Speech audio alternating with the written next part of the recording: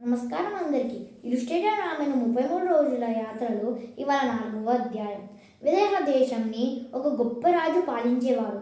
ఆయన పేరు రాజు జనకుడు. ఆయన బలవంతుడు మాత్రమే కాదు, విద్వాంసుడు మరియు తత్వజ్ఞుడు కూడా. రాజా జనకుడికి ఒక అందమైన కూతురు ఉంది. ఆమె పేరు సీతాదేవి.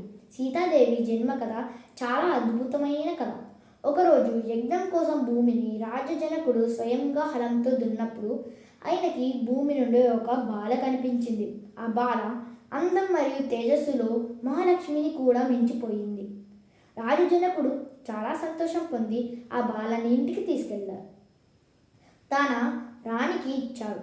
ఆమెని సీత అని పిలిచారు. సీతాదేవి అందమైన యువతిగా పెరిగింది. ఆమె చేతిని పొందాలని చాలామంది రాజులు, యువరాజులు ప్రయత్నించారు. లంకా రాజా రావణుడు కూడా వచ్చాడు. కానీ రాజజనకుడికి ఎవ్వరూ తన కూతురికి సరితుగ్గా అనిపించలేదు. అప్పుడు రాజజనకుడు ఒక షాట్ ప్రకటించాడు. ఆయన దర్బార్లో భగవాన్ శివకి సంబంధించిన ఒక భారీ ధనస్సు ఉండేది.